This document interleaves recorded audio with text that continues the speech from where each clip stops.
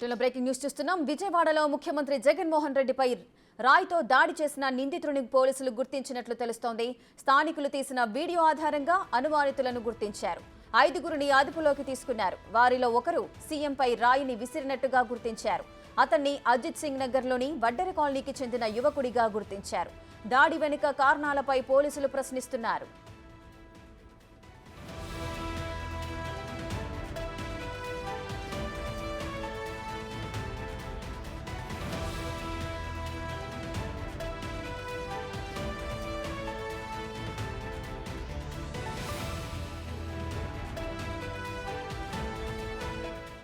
మరింత సమాచారం మా ప్రతినిధి మల్లికార్జున్ లైవ్ లో అందిస్తారు.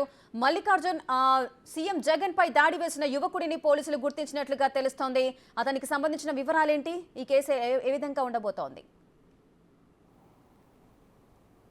పోలీసులు అయితే కీలక పురోగతి సాధించారని కూడా చెప్పుకోవచ్చు. ఏదైతే శనివారం నైట్ 8:05 ప్రాంతంలో జరిగిన రాయి దాడి ఘటన ఏదైతే ఉందో దానికి సంబంధించి ఒక 5గురు యువకులను కూడా పోలీసులు అనుమానితులుగా కూడా అదుపులోకి తీసుకున్నారు. అందులో ఒక అతను దాడి చేసినట్లు కూడా పోలీసులు గుర్తించడం జరిగింది. అందులో 5గురిలో అదుపులోకి తీసుకున్న యువకులు వడ్డెర కాలనీ, అజిత్ సింగ్ నగర్కి చెందిన వడ్డెర కాలనీకి సంబంధించిన 5గురు యువకులుగా కూడా గుర్తించడం జరిగింది. అందులో సతీష్, ఆకాష్, చిన్ని, సంతోష్, అలాగే దుర్గారావు అనే 5గురు యువకులను కూడా అదుపులోకి తీసుకున్నట్టు కూడా తెలుస్తుంది. దాంట్లో ఎవరైతే సతీష్ అనే యువకుడు ఉన్నాడో ఆ యువకుడి పైన కూడా అనుమానం ఎక్కువ చేస్తూ ఉన్నారు. ఎందుకంటే అతను మైనర్గా కూడా ఉన్నాడు. అతనే దాడి చేసినట్టుగా కూడా పోలీసులు గుర్తించినట్టు కూడా మనకు సమాచారం అందుతున్న పరిస్థితి కూడా కనిపిస్తుంది.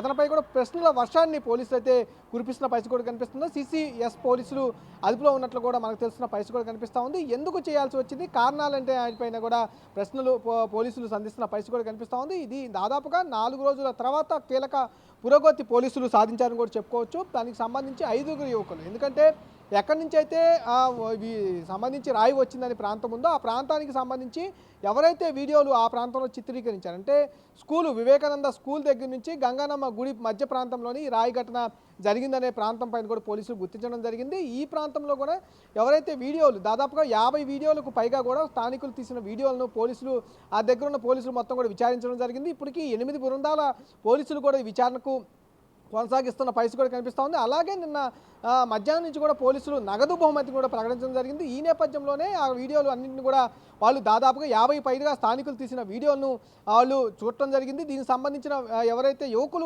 ఉన్నారో అక్కడ చర్చించిన యువకులు ఎవరైతే ఉన్నారో ఆ యువకులను పిలిపించడం జరిగింది. వాళ్ళపై విచారణ చేయడం కూడా జరిగింది. అందులో 5గురు నిందితులను యువకులను కూడా గుర్తించడం జరిగింది. ఎవరైతే వడ్డెర కాలనీకి సంబంధించిన యువకులు ఎవరైతే ఉన్నారో 5గురు యువకులు ఒక అతను చేసి ఉంటారని చెప్పి అనుమానం వ్యక్తం చేస్తున్న పరిస్థితి కనిపిస్తూ ఉంది. అంటే ఒక అనుమానితుని అయితే గుర్తించారు, అంటే అతనే ఈ దాడికి పాల్పడినట్లుగా చెప్తున్నారు. ఆ యువకుడు మైనర్ అని చెబుతున్నారు. అంటే అతను ఆ దాడి చేయడానికి గల కారణాలేంటి, అంటే రాయి విసరడానికి గల కారణాలేంటి, ఆయన కుటుంబ నేపథ్యం ఏంటి అసలు?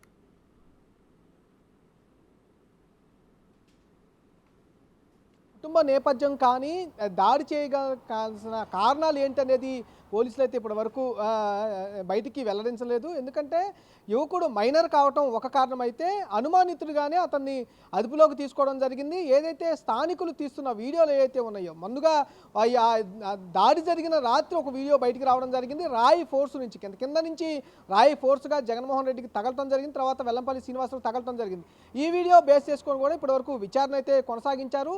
నిన్న మధ్యాహ్నం నుంచి కూడా స్థానికులు ఎవరైతే స్థానికంగా ఉన్న ఆ పక్కనే ఉన్న ఇళ్ళు ఏవైతే ఉన్నాయో ఇళ్లకు సంబంధించిన వాసులను కూడా వాళ్ళు పోలీసులు వాళ్ళ ఫోన్లు కూడా చెక్ చేయడం జరిగింది. వాళ్ళు తీసిన వీడియోలు ఏమైనా ఉంటే ఆ వీడియోలు కూడా క్షుణ్ణంగా పరిశీలించడం జరిగింది. అలాగే సాయంత్రం కూడా ఇటు పోలీస్ కమిషనర్ చెప్పిన విషయాలపైన కూడా పరిగణలోకి తీసుకుంటే కొన్ని వీడియోలను మేము ఫోరెన్సిక్ ల్యాబ్కి కూడా పంపించడం జరిగింది. దానికి సంబంధించి ఏమన్నా వివరాలు వస్తాయని వెయిట్ చేస్తున్నామంటూ కూడా నిన్న సాయంత్రం చెప్పడం జరిగింది. ఈ రోజు ఆ వీడియోస్కి సంబంధించిన పోలీసులు అవి నిర్ధారించుకోవడం, దాంతోపాటుగా స్థానికులు తీసిన వీడియోలు ఏవైతే ఉన్నాయో ఆ వీడియోను పరిశీలించుకోవడం, దాటిపైనే ఇప్పుడు ఉన్న 5గురు యువకులను కూడా గుర్తించడం జరిగింది. ఈ 5గురు యువకుల్లోనే ఒక యువకుడే చేశారనే విషయాన్ని కూడా ఒక కంక్లూజన్ అయితే పోలీసులు రావడం జరిగింది. అది కూడా రాయితోనే దాడి జరిగినట్టు కూడా పోలీసులు గుర్తించడం జరిగింది.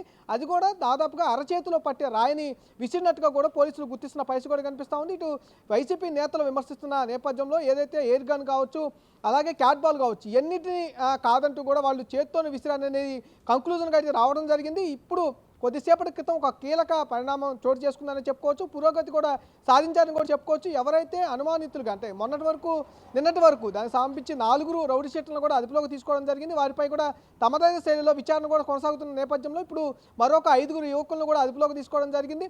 దాంట్లో ఒకరిని కూడా బలంగా వాళ్ళ అనుమానం వ్యక్తం చేస్తున్న పరిస్థితి కూడా కనిపిస్తూ ఉంది. అతను మైనర్ బాలుడుగా ఉన్నారు. తన చుట్టూ కూడా సంబంధించి ఒక 4 యువకులు కూడా ఉన్నారు. ఇటు సతీష్ అనే యువకుడిని అయితే బలంగా వాళ్ళు ఇతనే చేస్తుంటారనే అనుమానం అయితే బలంగా వినిపిస్తున్న నేపథ్యంలో అక్కడ 4 ఉన్న యువకులతో కూడా వాళ్ళు విచారణ కొనసాగిస్తూ ఉన్నారు.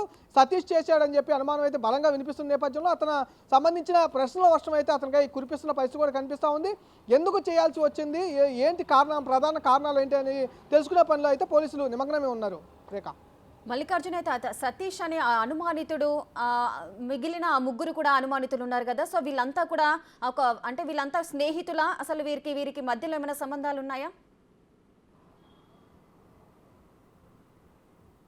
అంటే స్నేహితులా కాదా అనేది అయితే పోలీసులు ఇప్పటి వరకు వెల్లడించిన పరిస్థితి అయితే లేదు. దాడి జరిగిన ప్రాంతంలో అయితే 5 యువకులు ఒకసాటే ఉండటం కూడా గుర్తించడం జరిగింది. ఎందుకంటే ఆ రోజు నైట్ బస్ యాత్ర అనేది కొనసాగుతూనే ఉంది. దాదాపుగా అజిత్ సింగ్ నగర్ మెయిన్ ఎంట్రన్స్ నుంచి కూడా దాదాపు చివరి వరకు 6,000 మంది ప్రజలు ఉన్నారంటూ కూడా పోలీసులు నిన్న వెల్లడించడం జరిగింది. కొన్ని ప్రాంతాల్లో 1000 నుంచి 2,000 మంది ఉంటే కొన్ని ప్రాంతాల్లో 100 లోపే ఉన్నారంటూ కూడా చెప్పడం జరిగింది. ఏదైతే దాడి జరిగిన ప్రాంతం ఏదైతే ఉందో ఇటు వివేకానంద స్కూలు అలాగే గంగానమ్మ గుడి మధ్యలో ఏదైతే ప్రాంతం ఉందో అక్కడ మట్టికి తక్కువగా ఉన్నారంటూ కూడా పోలీసులు చెప్పడం జరిగింది. దాదాపుగా 100 బిలోనే ఈ జనావాసం ఉన్నట్టుగా కూడా వాళ్ళు గుర్తించడం జరిగింది. ఏదైతే ఈ స్థానికులు తీసిన ఏదైతే వీడియోలు ఆధారంగా కూడా పోలీసులు ఇన్వెస్టిగేషన్ అయితే కొనసాగుతున్న పరిస్థితి కూడా కనిపిస్తూ ఉంది. నిన్న మధ్యాహ్నం నుంచి కూడా పోలీసులు స్థానికుల వీడియోకి సంబంధించిన అన్నింటిని కూడా పరిశీలిస్తూ కూడా ఒక కంక్లూజన్కి రావడం జరిగింది. రాయి అనేది కింద నుంచే వచ్చింది కాబట్టి కంపల్సరీగా ఇక్కడున్న ఎవరైతే యువకులు ఉంటారో బలంగా విసరాలంటే కంపల్సరీగా ఆ ఏజ్ లోపల ఉన్నట్టే దాదాపుగా 35 నుంచి 37 లోపల ఏజ్ ఉన్న వాళ్ళకి కింద నుంచి బలంగా విసిరితే ఫోర్స్గా వెళ్తుంది అనేది పోలీసులు ఒక కంక్లూజన్ కూడా వచ్చినట్టు కూడా తెలుస్తుంది. ఆ లోపల ఉన్న యువకులను అయితే గుర్తించడం జరిగింది. దాని నేపథ్యంలోనే ఇక్కడున్న 5 యువకులకు సంబంధించి 5 యువకుల్ని ఒకసారి ఉన్న 5 యువకులకు సంబంధించిన వీడియో ఒకటి వాళ్ళు చూసుకోవడం జరిగింది. దానికి సంబంధించిన 5 కూడా పోలీసులు గుర్తించి ఆ టాస్క్ ఫోర్స్ పోలీసులు వాళ్ళని అదుపులోకి తీసుకోవడం జరిగింది. వాళ్ళని విచారించే క్రమంలోనే సతీష్ అనే యువకుడు అతను విసిరాంటూ కూడా ఒక కంక్లూజన్కు ఒక విచారణ నేపథ్యంలో కూడా వచ్చినట్టు కూడా తెలుస్తూ ఉన్న సమాచారం మనకు అందుతున్న పరిస్థితి కనిపిస్తూ ఉంది. ఈ నేపథ్యంలోనే అతను మైనర్ అని కూడా చెబుతున్న పరిస్థితి కూడా కనిపిస్తూ ఉంది. పోలీసులు పూర్తి వివరాలు వెల్లడించే వరకు ఎవరు చేశారనే విషయం అయితే కొంత గోప్యంగానే ఉంచే పరిస్థితి కనిపిస్తూ ఉంది. కానీ మనకున్న సమాచారం ప్రకారం ఆ యువకుడు ఎవరైతే ఉన్నారో సతీష్ అనే వడ్డన కాలనీకి చెందిన యువకుడు ఎవరైతే ఉన్నారో అతను చేసినట్టుగా కూడా మనకు కొంత సమాచారం అయితే అందుతున్న పరిస్థితి కనిపిస్తూ ఉంది. Right, thank you Mallikarjun, thanks for the live details.